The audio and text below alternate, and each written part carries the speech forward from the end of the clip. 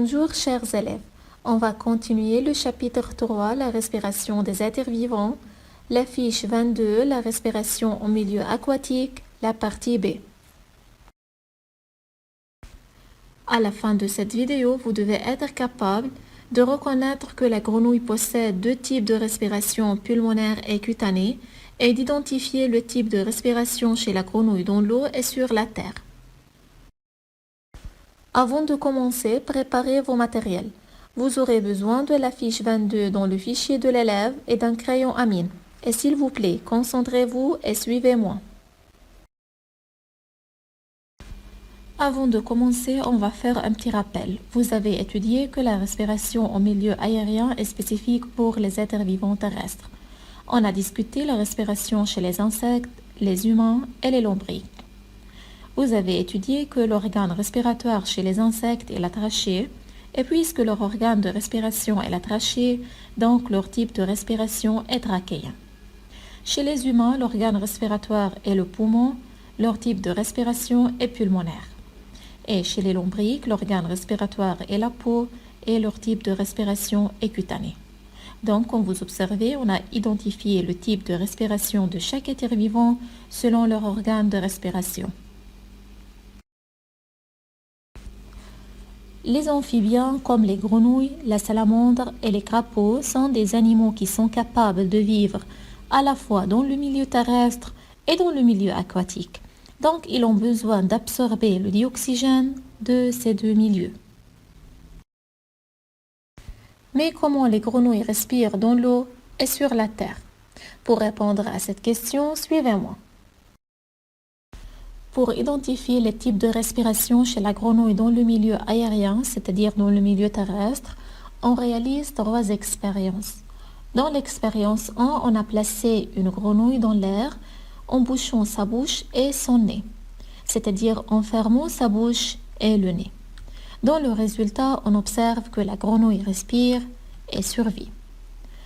Pourquoi la bouche et le nez de la grenouille sont-ils bouchés? On sait que l'air entre par le nez ou bien par la bouche pour aller au poumon. Mais ici, on a bouché le nez et la bouche. Donc ici, on a empêché l'entrée de l'air dans les poumons.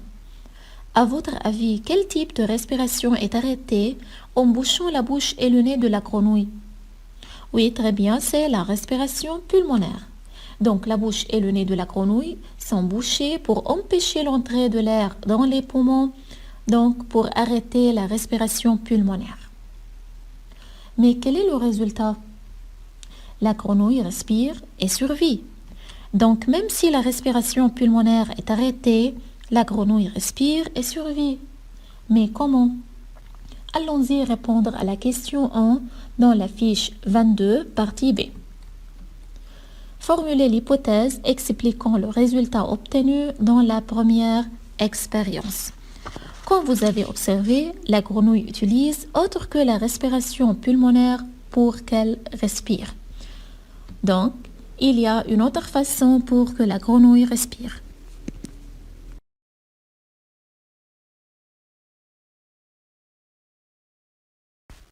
Dans l'expérience 2, on a placé une grenouille dans l'air, mais en badigeonnant, c'est-à-dire en recouvrant sa peau par une substance étanche, c'est-à-dire imperméable à l'air, mais cette substance est non toxique.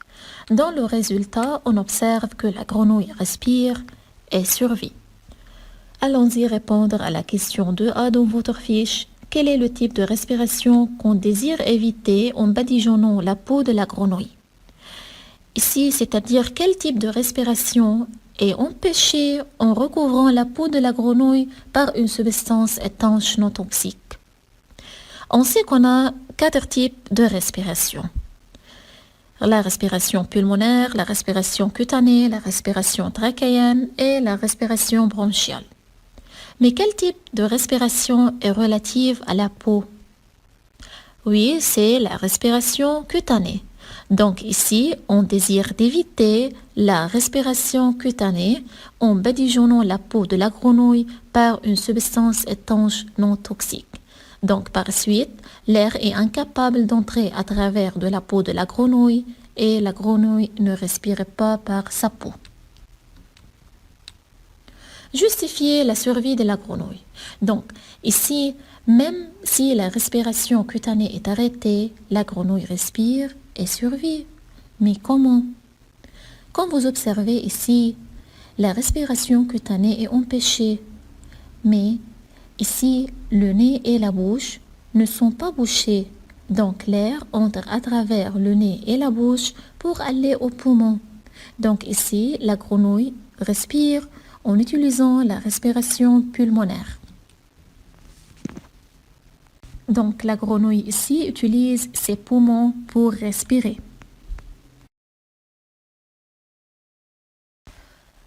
Dans l'expérience 3, on a placé une grenouille dans l'air en bouchant sa bouche et son nez et en badigeonnant sa peau par une substance étanche, c'est-à-dire imperméable, non toxique. Dans le résultat, on observe que la grenouille meurt. Allons-y répondre à la question 3 dans votre fiche. Expliquez le résultat obtenu dans la troisième expérience. Ici, on a le verbe d'action expliquer, c'est-à-dire il faut baser sur vos connaissances acquises et relier ces connaissances aux conditions de l'expérience.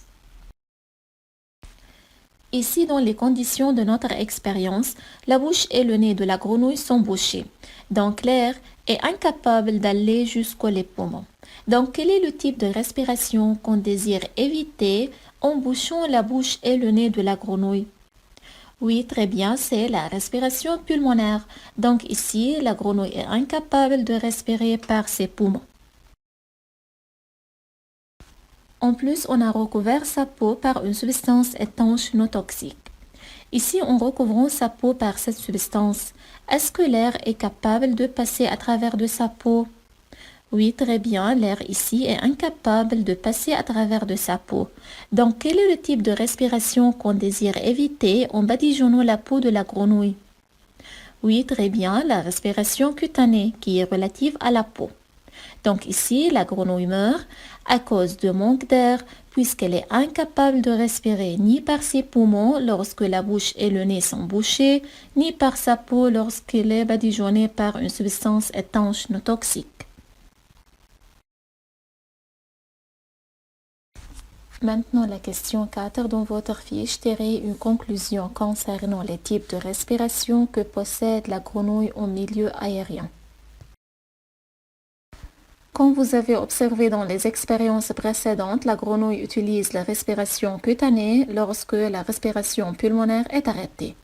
De même, elle utilise la respiration pulmonaire lorsque la respiration cutanée est arrêtée et elle meurt lorsque la respiration pulmonaire et la respiration cutanée sont arrêtées. Donc, par conclusion, la grenouille respire en utilisant deux types de respiration, pulmonaire et cutanée. Donc, les types de respiration que possède la grenouille au milieu aérien sont pulmonaire et cutanée. Maintenant, l'objectif 2, pour identifier le type de respiration chez la grenouille dans l'eau, on répète les expériences précédentes mais en plaçant la grenouille dans l'eau. Dans la première expérience, on a placé la grenouille dans l'eau en bouchant sa bouche et son nez. On observe à la fin de cette expérience que la grenouille respire et survit. Allons-y répondre à la question 5 dans votre fiche. Formulez une hypothèse expliquant le résultat obtenu dans la première expérience. Ici, la grenouille respire et survit. Et dans la condition, on a une bouche et un nez qui sont bouchés. Quel type de respiration est arrêté en bouchant la bouche et le nez de la grenouille? Oui, très bien, c'est la respiration pulmonaire. Donc ici, même si la respiration pulmonaire est arrêtée, la grenouille respire et survit. Donc ici, la grenouille utilise une autre façon de respiration autre que la respiration pulmonaire. Donc, l'hypothèse, dans l'eau, la grenouille respire seulement par sa peau. Dans la deuxième expérience, on a placé la grenouille dans l'eau en badigeonnant sa peau par une substance étanche non toxique. À la fin de cette expérience, on observe que la grenouille meurt. Maintenant, la question 6 dans votre fiche. Est-ce que le résultat de la deuxième expérience valide-t-il l'hypothèse? Justifiez la réponse. Dans la première expérience, on a dit que la grenouille respire seulement par sa peau dans l'eau. Ici, on recouvre la peau par une substance étanche non toxique. Donc ici, l'air est incapable de passer à travers de la peau de la grenouille. Donc ici, quel type de respiration est arrêté? Oui, très bien, c'est la respiration cutanée. Mais ici, la bouche et le nez de la grenouille ne sont pas bouchés. Est-ce que ici, la grenouille utilise la respiration pulmonaire pour rester en vie? Oui, très bien. Ici, elle n'utilise pas la respiration pulmonaire. Si elle utilise la respiration pulmonaire, elle reste en vie. Mais à la fin de cette expérience, elle meurt. Donc, elle ne respire pas par ses poumons dans l'eau. Donc, notre hypothèse est validée, car lorsque la peau est badigeonnée par une substance étanche, la grenouille meurt. Donc, dans l'eau, elle ne respire pas par ses poumons. Dans la troisième expérience, on a placé une grenouille dans l'eau en bouchant sa bouche et son nez et en badigeonnant sa peau par une substance étanche non toxique. Dans le résultat, on observe que la grenouille meurt. La question 7 dans votre fiche, quel est le type de la respiration utilisée par la grenouille en milieu aquatique? Vous avez vu dans la deuxième expérience que la grenouille n'utilise pas ses poumons dans l'eau. Donc, même si la bouche et le nez sont bouchés, cela n'affecte pas sur la respiration de la grenouille. Mais puisque dans cette expérience, la peau est recouverte par une substance étanche non toxique, donc ici la respiration cutanée est arrêtée. Par la suite, la grenouille meurt. Donc, quel est le type de respiration utilisé par la grenouille en milieu aquatique? Oui, très bien, c'est seulement la respiration cutanée. La question 8. Nommez l'organe responsable de cette respiration. Vous avez étudié que la peau est l'organe relatif à la respiration cutanée. Donc, la peau est l'organe responsable de la respiration cutanée chez la grenouille.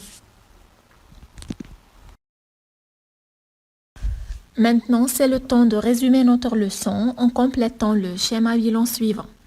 La grenouille est un amphibien qui est capable de respirer à la fois dans le milieu aquatique et dans le milieu aérien. Dans le milieu aquatique, le type de respiration est cutanée et l'organe respiratoire est la peau. Dans le milieu aérien, on a deux types de respiration, pulmonaire, les poumons sont l'organe respiratoire, et on a la respiration cutanée qui est relative à la peau. Maintenant, c'est le temps d'évaluation. Utilisez les termes suivants pour compléter le texte. Les amphibiens sont des animaux qui vivent dans l'eau et sur la terre. Ils peuvent respirer à la fois dans le milieu aquatique et dans le milieu aérien. Sur la terre, ils utilisent deux types de respiration qui sont pulmonaire et cutanée, mais dans l'eau, ils utilisent seulement un seul type qui est la respiration cutanée. Devoir mémoriser les réponses des questions 3, 6, 7 et 8 dans la fiche 22, partie B. Merci pour votre attention, mes chers élèves.